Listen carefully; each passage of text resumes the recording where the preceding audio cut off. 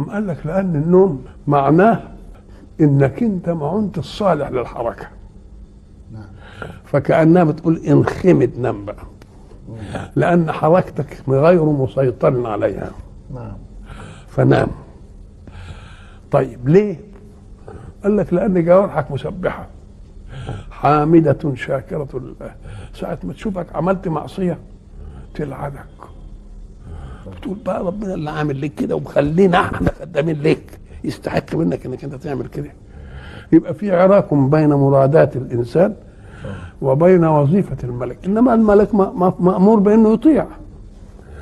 يقوم ربنا بقى يريح الملائكة نفسهم بانه لكن خمد نام، عشان الملائكة قرفوا منك لحد ما تنتهي المسألة وبعدين تصحى.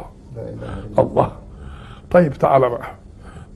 طيب اللي بيعمل مرادات الله مع مرادات الله في نفسك، أم قال لك الجوارح تبقى مبسوطة منه.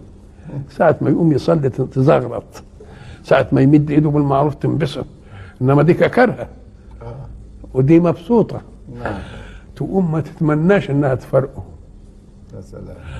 يقوم ما يعوزش نوم كتير، اقل لحظة نوم تكفيه. ولذلك لما يقول لك انا رحت مكة ما بنامش الا ساعتين. ما بنامش هناك صحيح. ليه؟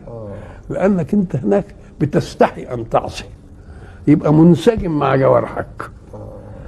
ولذلك ادي السبب في ان النبي تنام عينه ولا ينام قلبه، لان كل الحاظ حياته منسجم مع حكم الله ومراده. ما يعوز نوم ابدا. يعوز نوم ليه؟ يعمل ايه؟ عليه الصلاه والسلام. اللهم صل عليه. اللهم صل عليه. الله.